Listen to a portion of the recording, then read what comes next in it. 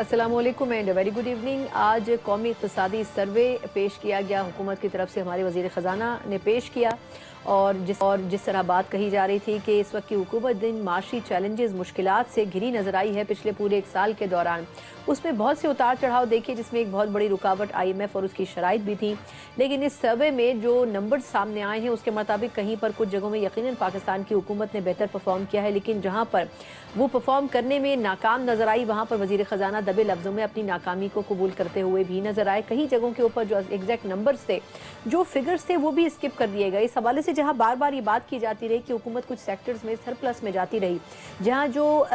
इस हवाले से टैक्स रेवेन्यू की मद में जो पाकिस्तान की हुकूमत के पास पैसे आने थे वो तवक्कात से ज़्यादा आए, वहाँ ये भी वाज़े करना बड़ा ज़रूरी है कि पिछले साल जो कमर तोड़ महंगाई तो दूसरी तरफ, लेकिन असल बुनियादी तौर पर जो टैक्सेस का बोझ आवाम के ऊपर डाला गया था उससे हुकूमत ने बहुत सा रेवेन्यू जनरेट किया। तो कम से कम इसमें हुकूमत को पाकिस्तानी आवाम को क्रेडिट देना चाहिए। लेकिन तबक्कात के मुकाबले में देखा जाए तो रियलिटी बेस्ड फिगर्स बड़ी हद तक उस तरह नज़र नहीं आते इस सर्वे रिपोर्ट में। इसमें जो हमारा बड़ी नंबर में यूथ है उसके बारे में बिल्कुल जिक्र नहीं किया गया कि आखिर अनएम्प्लॉयमेंट यानी कि बेरोजगारी की शरह कितनी है। बार बार ये कहा गया कि जो इन्फ्लेशन रेट है उसमें कमी आई है, लेकिन ये नहीं बता बुनियादी तौर पर इन्फ्लेशन रेट में कमी नहीं आई, बल्कि इन्फ्लेशन रेट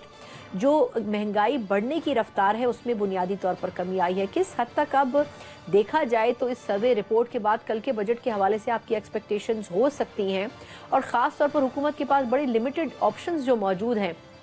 उनको अगर मद्देनजर रखा जाए तो किस हद तक इस बजट में रिलीफ की कोई गुंजाइश मौजूद है, इसी के ऊपर पूरे सेगमेंट में बात करेंगे। और इस पहले सेगमेंट में इस पर बात करने के लिए मेरे साथ मौजूद है ना सिर्फ कि सीनियर मार्ची तजियाकार हैं बल्कि माहिर टैक्स उमूर भी हैं, अशफाक तोला साहब मेरे साथ मौजूद हैं। तोला साहब बहुत शुक्रिया सर आपके वक्त का। अच्छा तोला साहब फरमाएगा सर कि आज जो हमारी सर्वे रिपोर्ट आई है उसमें वज़ीर ख़ज़ाना साहब कह रहे हैं कि हम माशी इस्तेहकाम की तरफ गामजन हैं, लेकिन फरमाइएगा कि ये जो 2.7% का GDP ग्रोथ रेट है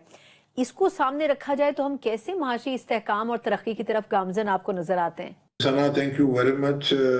सना देखिए, वो जो बात कर रहे हैं वो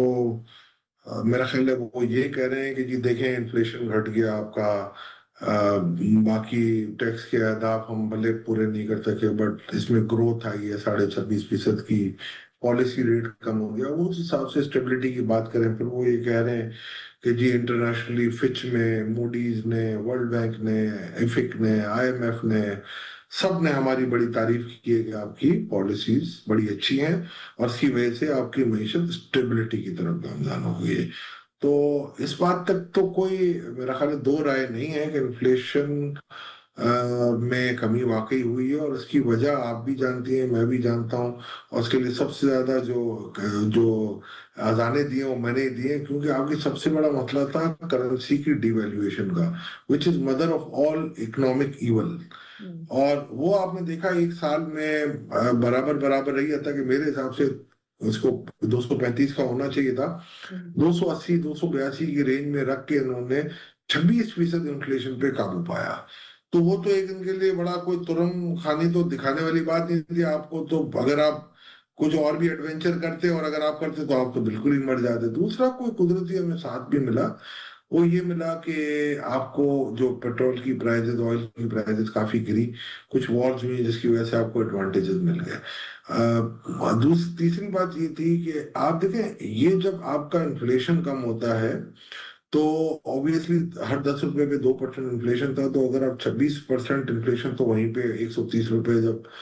डॉलर की जो पिछले साल डिवैल्यूएशन पिछले से पिछले साल हुई तो इसकी वजह से रिवर्सल आ गया। अब बेस इफेक्ट आपको मिल गया, मिलने के बाद इसमें फायदा ये होता है कि अब आप स्टेबिलिटी की तरफ, अब असल लिटमस टेस्ट तो आपका अब तक 4.5% आपका अफराते दर है, और अभी भी आपने पॉलिसी रेपो रेट जो रखा है 11% रखा है, तो अभी तो आपके पास 7% की गुंजाइश है, आप और कम करें ताकि आपके खर्चों में कमी आए और आप फलाही कामों की तरफ गामजन हो। आप उन लोगों को, जैसे कि आपके तबके हैं जो अनप्रोटेक्टेड हैं, उनको आप लेके आए कि उनको प्रोटेक्ट करें, बेहद इनकम सपोर्ट प्रोग्राम में रखें। दूसरी बात यह है कि आपके ईस्टर्न वेस्टर्न बॉर्डर्स पे खतरे मंडला रहे हैं, आपको अपने आर्म फोर्सेस को भी पैसे देने हैं, आपको ये एडवेंचर हुआ उसमें बहुत बड़ी कॉस्ट आपकी आर्मी ने और आपकी एयरफोर्स ने दी और आपकी नेवी ने दी है, तो उसका अदाला भी हमें करना है। क्यों अब अगर आप नहीं कर सके تو میرا خیال ہے آپ کے لیے مشکل ہوگی. دوسری طرف اب یہ کہہ رہے ہیں کہ جی ہمیں سلولی گریجولی گامزن کرنا ہے گروتھ کی طرف. تو دیکھیں میرا بھی یہی ان کو مشورہ ہوگا کہ اب اگلے سال آپ نے 4.5% کی گروتھ کی بات کر دی, تو کوانٹم جمپ آپ دے رہے ہیں 1.8% کا, یعنی کہ جتنی اس مرتبہ گروتھ کی اتنی آپ اگلے مرتبہ گروتھ کرنا چاہ رہے ہیں. اس مرتبہ یہ بات میں مانتا ہوں کہ آپ کی ایگریکلچر نے, کیونکہ پچھلے سال بہت زیادہ گروتھ ہو گئی تھی, آپ کا بیس افیکٹ زیادہ مضبوط تھا, آپ نہیں کر سکے. اگلے سال آپ کو ایگریکلچر میں گروتھ مل جائے گی. ہاں میں وارن کر رہا ہوں انڈسٹریل گروتھ جو یہ سوچ رہے ہیں, اور جو ان کی ایک چند اکانومسٹ کی ٹیم ہے جو کہ ایک بند کمرے میں فیصلے کر رہی ہے کہ جی ہم امپورٹ لیڈ گروتھ کریں گے, ہم امپورٹ کھولیں گے, ٹیرف کو نیچے لائیں گے, امپورٹ کھول کے وہ پرانی گاڑیاں بھی ہم منگانے دیں گے. تو یہ میں آپ کو وارن کر رہا ہوں آپ کے پروگرام کے توسط سے, یہ آپ کے لیے اکنامکلی وائبل نہیں ہے. گروتھ تو آپ کر لیں گے, شاید ایف بی آر کے ٹارگیٹ بھی آپ میٹ کر لیں, مگر گروتھ کے حوالے سے آپ بھلے گروتھ 3% رکھیں, 3.25% رکھیں, یہ آپ 5-6% پہ لے کے جائیں, آج نہیں کل نہیں 2-4 سال بعد لے کے جائیں. آپ کو ریئل گروتھ اگر لینی ہے نا تو آپ ایگریکلچر سے لے کے آئیں, ایگریکلچر کی پالیسیز کو ٹھیک کریں, اس کی ایلڈ پر ایکٹر کو کریں, آپ ان کی کلٹیویشن کو ٹھیک کریں. آپ کے ایس آئی ایف سی کے جو خواب تھے 9.1 ملین ہیکٹر کو نہیں کلٹیویبل کرنے کا, اس کو شرمندہ تعبیر کریں. آپ ان کے لیے واٹر ریسورسز ڈھونڈیں, اس بات پہ نہ لڑیں کہ یہ نہر یہاں سے نکلے گی یا یہ نہر نہیں نکلے گی. آپ بیٹھ کے ٹیکنیکل لوگ بیٹھیں, ایک مرتبہ بیٹھیں, سر جوڑ کے بیٹھیں اور طے کر لیں کہ اگر یار یہ وائبل رستہ نہیں ہے تو کوئی اور رستہ نکال لیتے ہیں. مگر یہ گروتھ ہے جو اصل گروتھ ہے جہاں پر آپ کو لینی ہے. دوسرا آپ کے جو فری لانسر ہیں ان پہ آپ کو فل اسٹاپ کاما لگانے پڑیں گے, کیونکہ ان کا سارا پیسہ باہر رہا ہوا ہے, اور جب تک یہ پیسہ نہیں لیں گے, سب کا نہیں کہہ رہا میں, کافی لوگوں کا وہاں پر پڑا ہوا ہے ایمریٹس آئی ڈی کے اوپر, جب تک آپ یو اے گورنمنٹ کے ساتھ ایک معاہدہ نہیں کریں گے کہ جی ایک سرٹن لیول سے اوپر اگر آپ ہمیں انفارمیشن دیں گے اور ان کا پیسہ جو پاکستان سے بنایا ہوا پیسہ اگر یہاں نہیں آئے گا, اس پہ ہم ٹیکس بھی ان سے نہیں لے رہے, تو میرا خیال ہے ہمارے لیے بہت مصیبت ہو جائے گی. یہ کچھ فیکٹر ان کی طرف ہے. ڈیفنس پروڈکشن میں اب آپ دیکھیں, آپ کے جو ڈیفنس پروڈکشن ہے وہ بڑی ایک یعنی کہ اس کا ایک پورا لوہا منگوا لیا اس نے پوری دنیا میں, تو اس کو آپ کیپٹلائز کریں, اس سے بات کریں, ایس ایم ایز کو آپ آگے لے کے آئیں. یہ 4-5 فیکٹر تھے جہاں سے آپ گروتھ لیں. اگر آپ ایگریکلچر میں ایلڈ آپ اگر بڑھا دیتے ہیں, تو جو ابھی انہوں نے گروتھ پروجیکٹ کی, اگر وہ آرگینک گروتھ اگر یہ کر رہے ہیں اور اگر یہ ایلڈ بڑھا دیتے ہیں جیسے میں کہہ رہا ہوں آپ کو, تو $2.2 بلین کی سرپلس ایکسپورٹ بھی آپ کر سکیں گے, پلس آپ کے پاس جی ڈی پی میں روم ہوگا کہ آپ 0.5% جی ڈی پی بھی بڑھا. آپ نے بڑی اس کی کھل کر وضاحت کی ہے, مگر یہ فرمائیے گا کہ اب جس طریقے سے ان امپلائمنٹ کا جو ریٹ ہے اس کے اوپر بات نہیں کی گئی پورے اس رپورٹ کے اندر, دوسری طرف آپ نے جیسے انفلیشن ریٹ کا حوالہ دیا 4.6% کے اوپر یہ سٹینڈ کر رہا ہے, لیکن اب اس کو اگر مد نظر رکھا جائے تو جواب میں گورنمنٹ یہ بھی کہہ رہی ہے کہ دیکھیں جی جو ہمارا پالیسی ریٹ تھا کہاں 22% تھا, کہاں 11% پہ آ گیا ہے, جو مہنگائی کے بڑھنے کی رفتار ہے وہ بھی خاصی کم ہو گئی ہے. تو کچھ پازیٹیو چیزیں بھی بیان کی گئی ہیں رپورٹ میں, اور کچھ ایسی بھی چیزیں ہیں جو کہ صحیح ڈائریکشن میں نہیں جاتی ہوئی نظر آ رہی ہیں, جیسے جو یوتھ کی بے روزگاری کا ایک ایلیمنٹ ہے وہ اپنی جگہ بدستور موجود ہے. آپ کے خیال میں اس کو بیلنس کس طرح کیا ہے گورنمنٹ نے پچھلے 1 سال میں اکنامکلی؟ بیلنس میں نے آپ کو کہا نا, جب آپ پالیسی ریٹ 22 تھا تو آپ کا انفلیشن 32 تھا, تو آپ تو نیگیٹو ریٹ پہ آپ آپریٹ کر رہے تھے نا اس وقت. تو یعنی کہ آپ کو جو آپ اپنے رقم رکھواتے تھے اداروں میں, تو اس کو آپ کو 22% اس کی ویلیو ایڈیشن کرتے تھے, اور آپ کا جو خرچہ ہوتا تھا وہ 32% سے بڑھ گیا تھا, ٹھیک ہے نا. تو اب آپ دیکھیں الٹا ہو گیا نا, اب آپ کا انفلیشن 4.5%, 4.5% ہے, اور آپ کا پالیسی ریٹ 11 ہے. تو یہ تو قدرتی آپ کو کم کرنا چاہیے تھا, اور کم کریں. آپ کے ہی پروگرام سے ہم نے شروع کیا تھا, تمام اکانومسٹ ہمارے کافی تجزیہ کار یہ ایشو کر رہے ہیں کہ جی مہنگائی میں کمی نہیں آئی ہے, تیزی کے اضافے کی اس میں کمی آئی ہے. تو یہ اب ہر کوئی زبان سے عام ہو گئی یہ بات. تو یہ میں ابھی بھی کہہ رہا ہوں کہ آپ کے پاس مہنگائی میں واقعی کمی آ جاتی ہے اگر آپ انٹرسٹ ریٹ کم کر دیتے. آپ کی انڈسٹری کو کافی بوسٹ ملتا, کم از کم 3 سے 4% آپ کا جو کاسٹ آف پروڈکشن ہے اس میں انٹرسٹ کا ایلیمنٹ ہوتا تھا, جو کہ آدھا ہو کے رہ گیا. اس سے اور کم کریں آپ, تاکہ چیزیں سستی ہو, لوگوں کے پاس نوکریاں ملے, پرچیزنگ پاور ہے. پرچیزنگ پاور آئے گا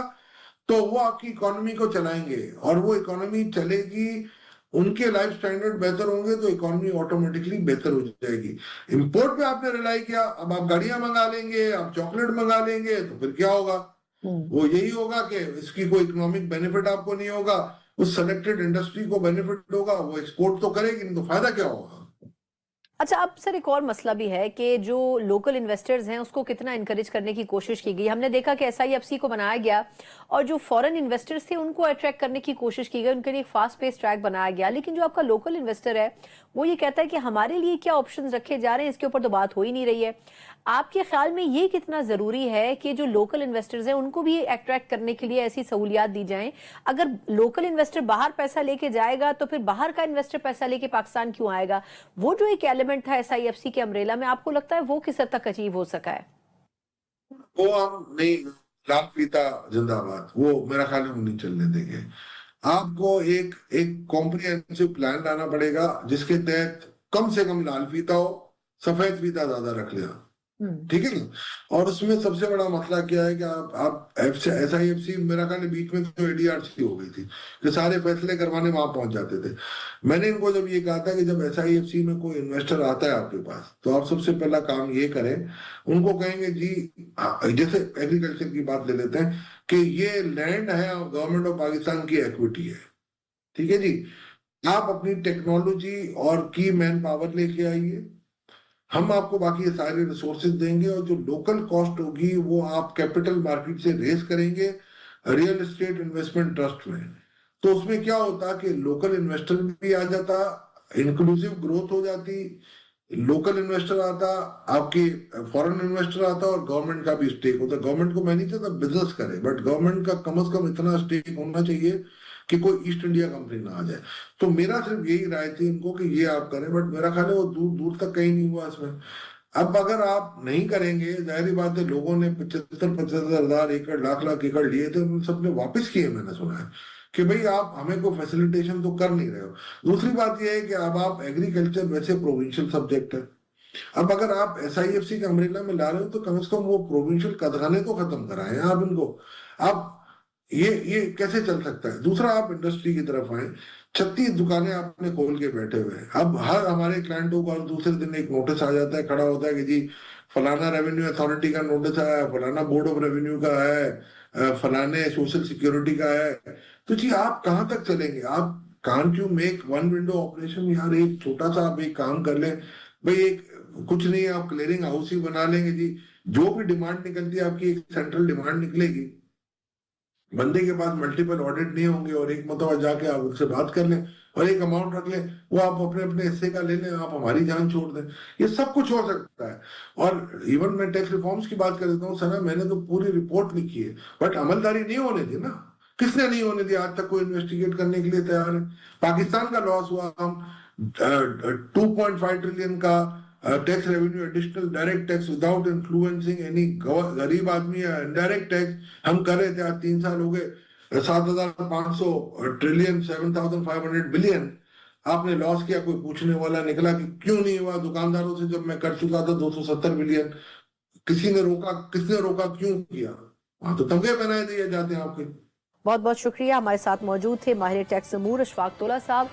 एक मुख्तसर वक्फा और उसके बाद इसी इकनॉमिक सर्वे रिपोर्ट के हवाले से कुछ दीगर जो इसके मामिल हैं उनके ऊपर भी सरासर गुफ्तगू करेंगे एक मुख्तसर वक्फे के बाद। ब्रेक के बाद एक बार फिर आपको खुशामदीद कहते हैं। बात हम कर रहे हैं बजट 2025 की। यकीनन इस पे हुकूमत की तरफ से टारगेट्स अपनी जगह, लेकिन प्रैक्टिकली भी देखना होगा कि ये बजट हकीकत से कितना करीब हो सकता है। हर मरतबा हमारी एक्सपेक्टेशंस ये होती हैं कि हम इतना रेवेन्यू जनरेट करेंगे, तरक्की की रफ्तार में वहाँ तक पहुँचेंगे जहाँ तक पिछले साल नहीं पहुँच सके थे, लेकिन हकीकत में जब साल ख़त्म होता है तो हम बहुत कम सफ़र तय कर पाते हैं। इस हवाले से बहुत से माहिरीन मईशत अपनी अपनी राय रखते हैं, लेकिन ख़ास तौर पर जो हुकूमत के बुनियादी स्ट्रक्चर है उसके अंदर मौजूद लोग किस हद तक इन प्रैक्टिकलिटीज़ को समझते हैं। इसी में से एक शख्सियत हमारे साथ प्रोग्राम के इस सेगमेंट में मौजूद है। ना सिर्फ ये सेक्रेटरी ख़जाना है बल्कि इकोनॉमिक के नंबर्स के हवाले से बेहतरीन राय रखते हैं, मुस्तरद राय रखते हैं। डॉक्टर वकार मसूद साहब मेरे साथ मौजूद हैं। डॉक्टर साहब बहुत शुक्रिया आपके कीमती वक्त का। डॉक्टर साहब पहले तो ये फरमाइएगा कि ये जो हुकूमत की इक़्तिसादी सर्वे रिपोर्ट है, आप क्या समझते हैं कि जो गुज़श्ता साल की कारकर्दगी है उसको अगर एनालाइज किया जाए तो क्या जो एक्सपेक्टेशंस थी, उससे पहले 7 माह का एक टेन्योर था हुकूमत का और उसके बाद इस हुकूमत ने टेक ओवर किया था, तो आपको लगता है कि एक्सपेक्टेशंस के मुताबिक इस हुकूमत ने डिलीवर किया? देखिए, मिला जुला रुझान है और ज्यादातर اچھی خبریں ہمارے سامنے آئی ہیں. مسائل ہیں اور بڑے مسائل ہیں, ان کا بہرحال حل ڈھونڈ. جو اچھی باتیں ہیں, میں اگر مختصراً آپ کے سامنے بیان کروں, ہماری ایک بہت بڑی مصیبت انفلیشن تھا, اور وہ ملک کی تاریخ کا سب سے زیادہ تقریباً 38%, جسے ایئر آن ایئر 2 سال پہلے تھا, اور پھر 28 پہ آیا, اور الحمدللہ اس دفعہ جو ہے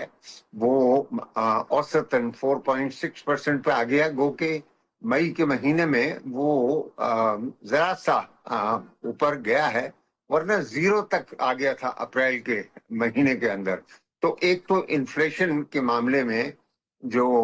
سب سے زیادہ لوگوں کے لیے دباؤ کا باعث ہے, اس میں ہمیں بہت اچھی خبر مل رہی ہے. اس کے علاوہ ہم دیکھ رہے ہیں کہ ہمارے پاس اسی کی وجہ سے جو انٹرسٹ ریٹ ہمارا 22% پہ گیا ہوا تھا, وہ اب نصف ہو گیا ہے. میں پھر ذرا اس پر آگے چل کے بھی بات کروں گا. اسے اور کم اس میں کمی آنے کی ضرورت ہے. اس کے بعد ہم دیکھتے ہیں کہ ہماری جو معیشت کو خطرات لاحق تھے, اور ہر کوئی یہ ذکر کرتا تھا کہ آج ڈیفالٹ ہونے والا ہے, کل ڈیفالٹ ہونے والا ہے, اس پورے عرصے کے اندر, یعنی پورے 24-25 کے اندر آپ نے دیکھا ہے کہ ایسی کوئی بات سننے میں نہیں آئی. اور اس کی بڑی وجہ جو ہے وہ یہی ہے کہ ہماری معیشت کے اندر استحکام آیا ہے, ہماری معیشت کے اندر اعتبار بڑھا ہے, اور اس کی جو موٹی موٹی نشانیاں ہیں وہ یہ ہیں. مثال کے طور پہ آپ دیکھیے ہمارا ایکسچینج ریٹ جو سب سے بڑی ہماری مصیبت رہتا ہے, اور وہ یعنی تقریباً اگست اور جولائی 23 کے اندر وہ 335 روپے کے اوپر چلا گیا تھا, اور وہاں سے اس پہ بریک لگے ہیں, اور الحمدللہ وہ زیادہ تر 278 پہ ہی رہا ہے اس عرصے کے اندر. لیکن اب تھوڑی سی اس کے اندر جو ہے کمی ہوئی ہے, اور وہ یعنی ایکسچینج ریٹ میں روپے کی قیمت گری ہے, اور شاید وہ 282 روپے کے قریب ہے. یہ بہت بڑی بات ہے. اس کے علاوہ ہمیں, آپ اگر ہماری اسٹاک مارکیٹ دیکھیں, لوگ اس میں طرح طرح کی باتیں کرتے ہیں, خدشات ہوتے ہیں, لیکن اب تقریباً 2 سال کا عرصہ ہونے کو آ رہا ہے کہ آپ کی اسٹاک مارکیٹ جو ہے وہ بہت ہی مثبت کارکردگی کا مظاہرہ کر رہی ہے, اور ایسا مظاہرہ جس کی تاریخ میں مثال نہیں ملتی. یعنی 1,20,000 تک, تو تقریباً 30-35-40 ہزار سے اس نے سفر شروع کیا ہے, اور اب یہاں کھڑی ہوئی ہے. سر یہ بھی فرمائیے گا کہ تقریباً 2.7% کی رفتار ہم نے رکھی ہے ترقی کرنے کی. آپ کو لگتا ہے کہ یہ رفتار تو پسماندہ ممالک کی جو رفتار ہے اس کے برابر ہے؟ یعنی افغانستان کی بات کر لیں, سری لنکا کی بات کر لیں, مالدیپ کی بات کر لیں, تو ہم کیا اب ان ممالک کی لسٹ میں آ کر کھڑے ہو گئے؟ دیکھیے, میں نے تو جس وقت آپ سے کہا اسی وقت اس کو تسلیم کر لیا کہ یہ وہ معیار نہیں ہے یا رفتار نہیں ہے جس کی کہ ہمارے اگر آبادی کو ذہن میں رکھیں اور آبادی کے بڑھاؤ کو ذہن میں رکھیں, تو اس کے لیے تو یہ کفالت نہیں کرتا, اور بڑی معمولی سی پر کیپٹا انکم کے اندر آپ کو اضافہ نظر آئے گا. لیکن دیکھیں, گروتھ کے لیے وسائل ہونے چاہیے. وسائل کہاں ہیں؟ وسائل آپ پیدا کریں. آپ کا ٹیکس پرفارمنس اب تک میری نظر میں اچھا رہا ہے, لیکن ابھی بھی وہ ناکافی ہے. ابھی بھی ہمارا ٹیکس جو وصولیاں ہیں ہماری, وہ بمشکل 11-12% ہو رہی ہیں, جبکہ ہمیں 15% کم از کم چاہیے اگر ہم چاہتے ہیں کہ ترقی کی رفتار جو ہے وہ بڑھا سکیں. تو یہ رفتار, اس کو تو حکومت بھی اس کا دفاع نہیں کرتی کہ یہ کوئی ایسی رفتار ہے جس کے متعلق آپ اطمینان کا اظہار کریں. لیکن یہ ایک عمومی ذریعہ ہے جس کے ذریعے سے جب ہم اس کے پیچھے بھاگتے ہیں اور اس کے لیے باہر سے قرضے کے ذریعے سے وسائل جمع کرتے ہیں تو پھر اس کے ذریعے جو ہے ہم پھر یہ خطرہ بھی مول لیتے ہیں کہ جناب ہمارے پاس ریزرو ختم ہو جائیں گے اور ہم پھر بھاگے جائیں گے یا ڈونرز کے پاس یا آپ کو سامنا کرنا پڑے گا ڈیفالٹ کا. یہ فرمائے گا کہ آئی ایم ایف کے دباؤ میں آپ کو لگتا ہے کہ کیا بہت سارے ٹارگٹس ہم اچیو کر سکے ہیں؟ جیسے ہم نے ٹیکسز کو بے تحاشا بڑھایا پچھلے سال، ہم نے سبسڈیز کا خاتمہ کیا، اس کے علاوہ ترقیاتی منصوبوں کو ہم نے روکا. آپ کو لگتا ہے کہ یہ جو پاکستان میں کچھ فیکٹرز کے اندر سرپلس میں اکانومی کے نمبرز آ رہے ہیں وہ اسی وجہ سے آ رہے ہیں؟ دیکھیے اخراجات کے اندر کمی بھی آئی ہے. آپ دیکھیں گے سب سے بڑا خرچہ جو ہے وہ ڈیٹ سروسنگ کا رہا ہے اور یہ جو انٹرسٹ ریٹس نیچے کم کیے ہیں ہم نے اس کے ذریعے سے ہمیں تھوڑا سا اس میں ملے گا اس میں کمی. لیکن بدقسمتی سے ہمارے اخراجات کی نوعیت ایسی ہے کہ وہ ان میں لچک نہیں ہے. آپ کس چیز کو نکالیں گے؟ دیکھیں نا، بہرحال جو آخری ذریعہ ہے اگر اخراجات کو کم کرنا ہے تو وہ ترقیاتی اخراجات کو کم کرتے ہیں، جیسا بھی آپ نے خود بھی ذکر کیا. اور اس کی وجہ جو ہے وہ یہی ہے کہ یہی چیز آپ کاٹ سکتے ہیں. لیکن اب دیکھیں تھوڑی بہت انہوں نے جو ہے یہ جو آسامیاں ہیں حکومت میں ان کو کم کیا ہے اور اسی طرح سے کچھ اقدامات کیے ہیں جس میں کفایت شعری کا عنصر نظر آئے گا. تو لیکن میں نہیں سمجھتا کہ اخراجات کوئی بڑی مقدار کے اندر کم کیے جا سکتے ہیں، الا یہ کہ آپ بہت زیادہ ایسے اقدامات اٹھائیں، مثلاً بہت بڑی تعداد کے اندر ہم سول امپلائیز جو ہیں ان کو ختم کر دیں. تو پھر اس میں یہ بھی خدشات ہوں گے آپ کو کہ پھر لوگوں کو جو خدمات مل رہی ہیں ان کے بھی مسائل جو ہیں وہ پھر کھڑے ہو سکتے ہیں اس چیز میں.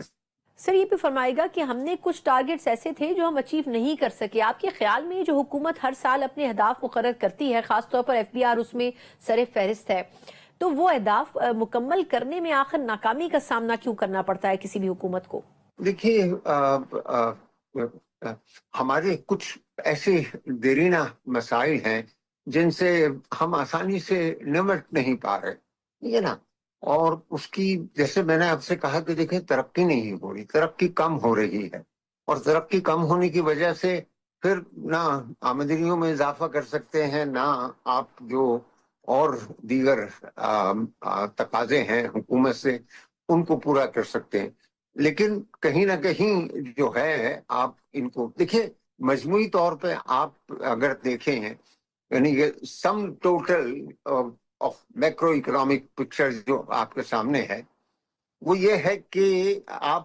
کو فسکل ایڈجسٹمنٹ نظر آئے گا. اس کا مطلب یہ ہے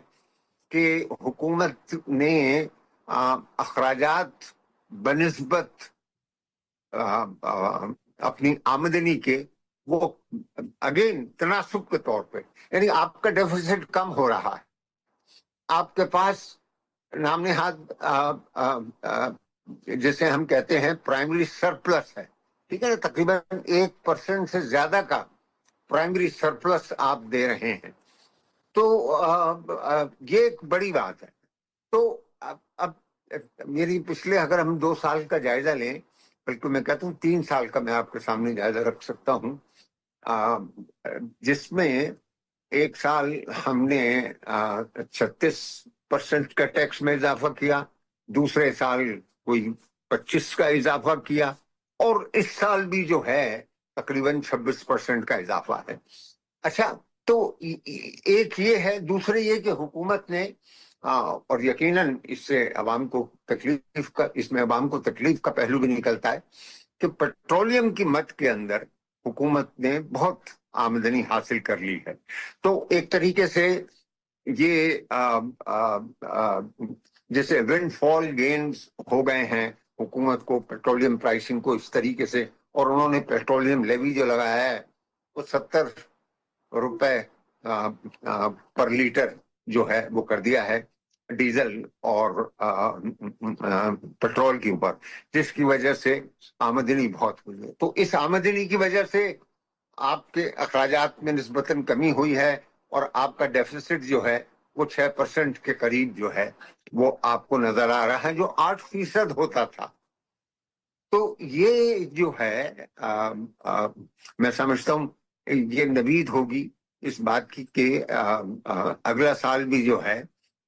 अब मुझे तो डर खौफ इसका है जो कि मतलब बार बार हमारे यहाँ होता है कि 4 दिन आपको इस्तेकाम हासिल हुआ और फौरन आप कमरबस्ता हो जाते हैं कि जनाब मंगाओ, खूब इंपोर्ट्स करो। अभी तो आपके पास इस दफा तो सरप्लस रहा है। सरप्लस होना कोई खुशाइन बात नहीं है, लेकिन अगर आप इंपोर्ट्स को बेलगाम कर देंगे तो आपको वही नतीजा मिलेगा जो बार बार होता है, यानी कि आपके रिजर्व्स गिर जाएंगे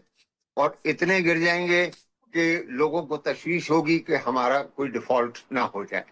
बहुत बहुत शुक्रिया। हमारे साथ मौजूद थे साबिक सेक्रेटरी खजाना वकार मसूद साहब। बहुत सी हुकूमतों के साथ काम कर चुके हैं, बहुत से बजट्स के ऊपर काम कर चुके हैं। यकीनन जिन गलतियों की निशानदही कर रहे हैं इनको खातिर में रखना बड़ा ज़रूरी है, क्योंकि हुकूमत दावे तो ज़रूर कर रही है लेकिन लग नहीं रहा कि बहुत कुछ इस बजट में भी होने जा रहा है। एक मुख्तसर वक्फा और बजट के दीगर कुछ एस्पेक्ट्स हैं जो कि कल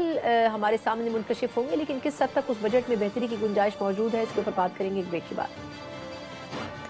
ब्रेक के बाद एक बार फिर आपको खुशामदीद कहते हैं। हमारे वजीर ख़जाना आज माज़रत ख़ाना अंदाज में यकीनन बेहतरी की उम्मीद तो लगाए हुए थे, लेकिन तुंदो तेज़ सवालों के जवाब में भी उनका कहना यही था कि हम बेहतरी की तरफ गामजन हैं। अब यकीनन उनकी वजारत भी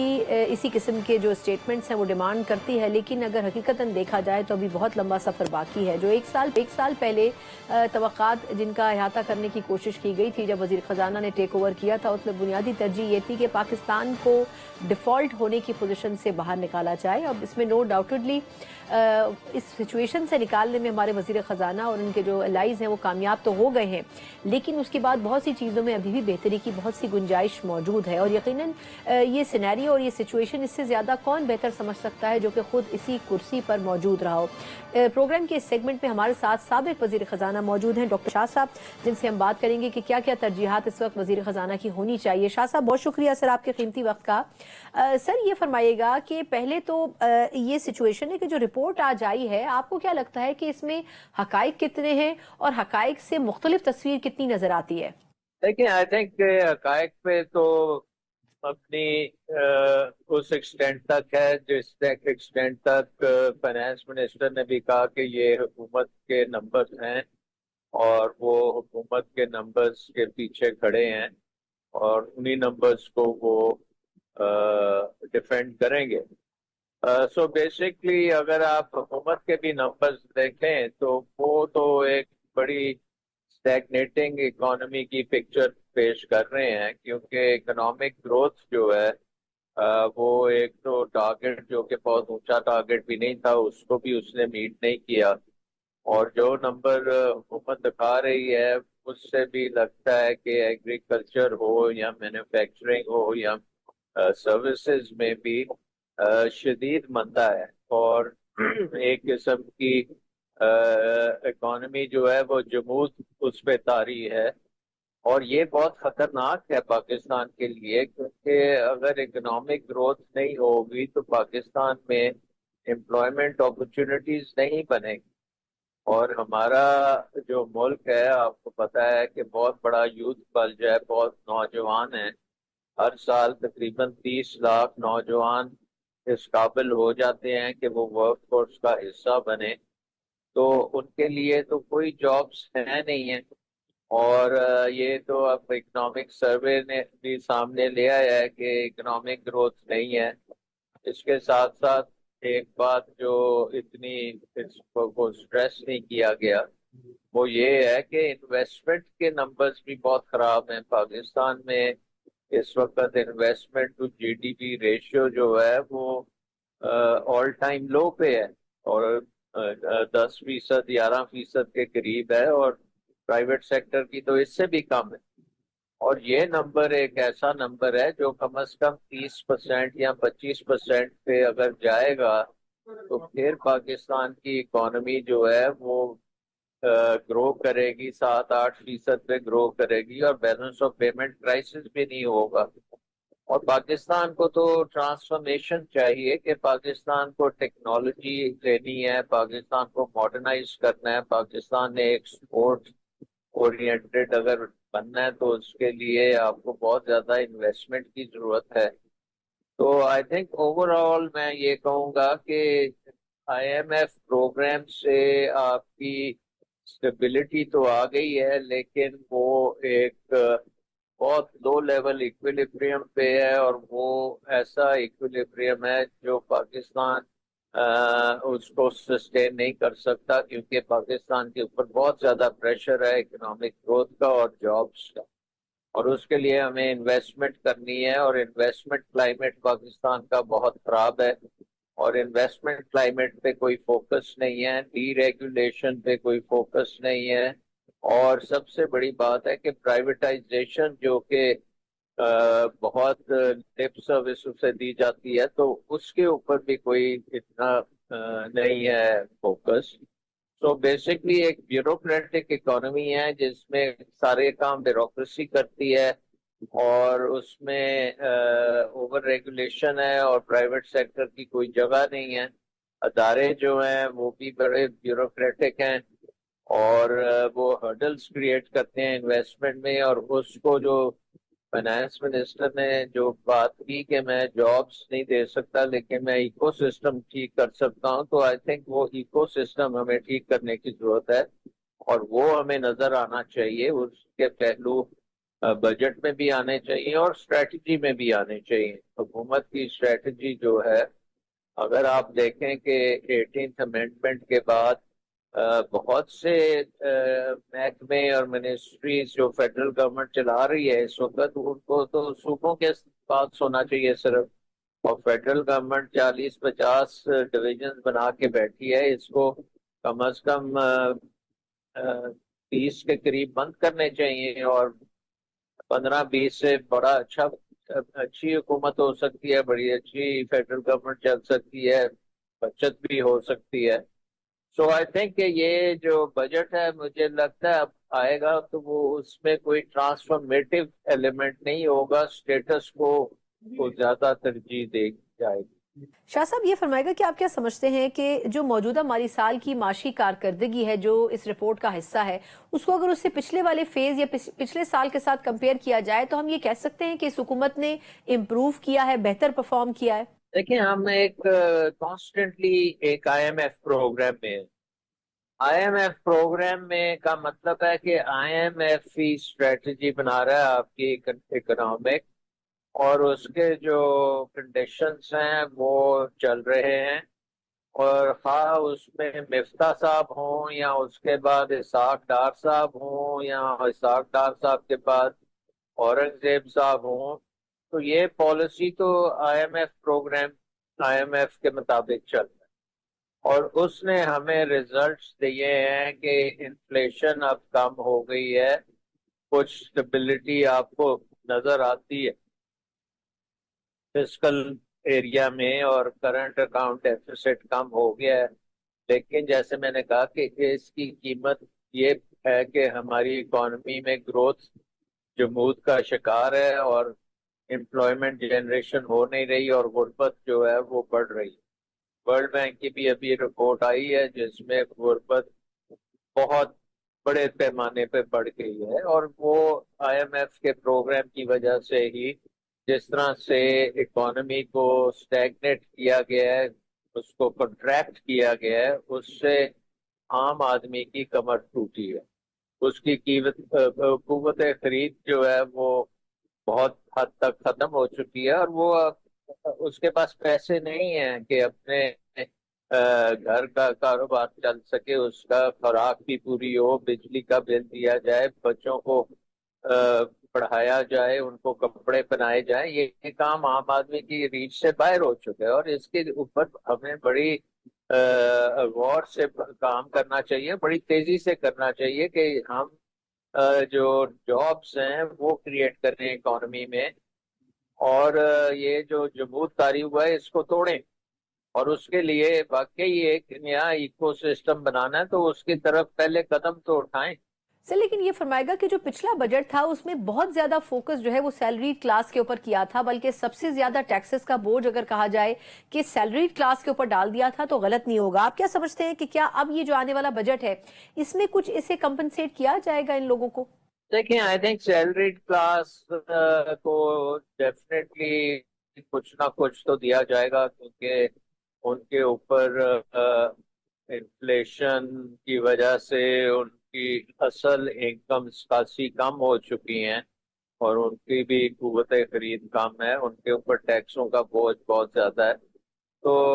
وہ تو ریلیف ملے گا، لیکن پوری قوم کو میرا نہیں خیال کہ کسی قسم کا ریلیف ملے گا۔ اور جو سرکاری ملازم نہیں ہیں یا جو بزنس کرتے ہیں ان پہ اور ٹیکسز لگیں گے، اور ہمارے ادارے جو ہیں وہ ریفارم ہونے کے لیے تیار نہیں ہیں، وہ آسان ٹیکس نظام بنانے کے لیے تیار نہیں ہیں، وہ بجلی کے نظام کو ٹھیک کرنے کے لیے تیار نہیں ہیں، وہ انویسٹمنٹ کلائمیٹ کو ٹھیک کرنے کے لیے تیار نہیں ہیں، تو وہ بیوروکریٹک اکانومی کو طول دینا چاہتے ہیں اور آگے بڑھانا چاہتے ہیں، بٹ انفارچونیٹلی اس بیوروکریٹک اکانومی کی مدت اب ختم ہو چکی ہے اور اس نے کوئی ڈیلیور نہیں کیا، اور پاکستان کی آبادی اتنی بڑی ہو گئی ہے کہ بغیر اکنامک گروتھ کے پاکستان کا گزارا نہیں ہے۔ سر یہ فرمائے گا کہ آئی ایم ایف سے مذاکرات میں ایک شرط یہ بھی تھی کہ ایف بی آر میں ریفارمز لانے بڑے ضروری ہیں، لیکن ہم ہمیشہ کوششوں کے باوجود بھی وہ ریفارمز نہیں لا پاتے۔ آپ کو کیا لگتا ہے کہ شاید یہی وجہ ہے کہ ایف بی آر ہر سال جو اپنے لیے ٹارگٹس متعین کرتی ہے وہ کبھی بھی وہ ٹارگٹس حاصل کرنے میں کامیاب نہیں ہو پاتی ہے؟ آپ کو کیا لگتا ہے کہ اس کی کیا وجہ ہے بنیادی طور پر؟ دیکھیں، ایف بی آر کی کیپیسٹی اور ایف بی آر کی ایک جو level of confidence business community میں یا عام آدمی میں بہت کم ہے، اور اس کی کریڈیبلٹی نہیں ہے، اور اس سے اوائڈ کرنا بزنس کے لوگ سمجھتے ہیں کہ اگر ٹیکس نیٹ میں آگے تو ہم بری طرح پھنس جائیں گے اور پھر ہماری کوئی سننے والا نہیں ہوگا۔ تو یہ جو ہے ٹیکس کا نظام، اس کو سمپلیفائی کرنا، اس کو ڈیجیٹائز کرنا، بڑی عرصے سے اس کے اوپر ہزاروں dollar, billions of dollars actually لگ چکے ہیں اس کی ریفارم پہ، لیکن یہ ریفارم نہیں ہو سکی اور انفارچونیٹلی فیل ہو گئی ہے ٹیکس کلیکٹ کرنے میں، اور ٹیکس بھی کلیکٹ نہیں ہوتا، اور بزنس کمیونٹی میں انویسٹمنٹ بھی ختم ہو گئی۔ سو اگر آپ دیکھیں ان اے وے تو ٹیکس کلیکشن بھی کم ہو رہی ہے، لوگوں کی کنزمپشن بھی کم ہو رہی ہے، انویسٹمنٹ بھی کم ہو رہی ہے، اکنامک گروتھ بھی ختم ہو گئی ہے، اور ٹیکس کا اسی طرح کا پرابلم چلتا آ رہا ہے۔ سو آئی تھنک اس کو ہمیں چینج کرنا پڑے گا، کوئی ہمیں ٹیکس کا نظام سادہ بنانا پڑے گا، سمپلیفائی کرنا پڑے گا، اور اتنی زیادہ ٹیکس برڈن ایک دم بڑھائیں گے تو اور مشکل ہوگی۔ تو میرے خیال میں حکومت کے لیے بڑا ضروری ہے کہ وہ اپنے اخراجات کو کم کرے جس حد تک بھی ہو سکتا ہے۔ اب ایک طرف آپ کے انٹرسٹ ریٹس نیچے آنے سے آپ کی ڈیٹ سروسنگ میں کمی آئے گی۔ اب باقی جو بات ہم کر رہے تھے 18th امینڈمنٹ والی، وہ کرنی بہت ضروری ہے، اس سے بھی ہمارا پیسہ بچے گا۔ سر یہ فرمائیے گا کہ بہت سی انڈسٹریز کو حکومت سے شکایات ہیں، اس میں سے ایک سگریٹ انڈسٹری بھی ہے، یہ فرمائے گا کہ اس انڈسٹری کا یہ خیال ہے کہ اسمگلنگ اور جو انلیگل مینوفیکچرنگ ہے، اس سے تقریباً اس انڈسٹری کو 300 ارب روپے سالانہ کا نقصان ہو رہا ہے۔ آپ کیا سمجھتے ہیں کہ حکومت اس مسئلے کے حل کے لیے کوئی کوشش کیوں نہیں کر رہی ہے؟ لیکن یہ تو ڈائریکٹلی گورنمنٹ کی کیپیسٹی کا ایشو ہے نا، کہ اگر اور نیت کا بھی ایشو ہے، اور یہی تو مسئلہ ہے پاکستان میں بیوروکریسی کا، کہ وہ جو سیٹ کیے جاتے ہیں ہدف وہ کبھی پورے نہیں ہوتے، اور ایک قسم کا بیوروکریسی جو ہے وہ اس میں پوری طرح ملوث بھی ہو جاتی ہے اور پھر کوشش بھی کرتی ہے اس کو ایڈریس کرنے کا. تو پاکستان کے لیے ڈیجیٹائزیشن کرنا، ٹیکنالوجی کا استعمال کرنا بہت ضروری ہے. اس کے لیے آپ کی کیپیسٹی بلڈنگ کی ضروری ہے، اور ایک چھوٹی جب حکومت ہوگی لیکن ٹیکنیکلی اور ٹیکنالوجی وائز وہ بہتر ہوگی تو وہ بہت سے کام جو ہیں وہ آٹومیٹکلی ہو جائیں گے. ایک اور بات یہ ہے کہ ہمارے ملک میں پروٹیکشن بہت زیادہ ہو گئی ہے، اور یہ جو ٹیرفس ہیں یہ بہت اونچے ہیں، اور اس کی وجہ سے بہت سی اسمگلنگ بھی ہوتی ہے. اس کی وجہ سے یہ 2 نمبر کا جو آپ نے ذکر کیا کہ سگریٹس بغیر ڈیوٹی کے یا ٹیکسز کے وہ مارکیٹ میں آ جاتے ہیں، اس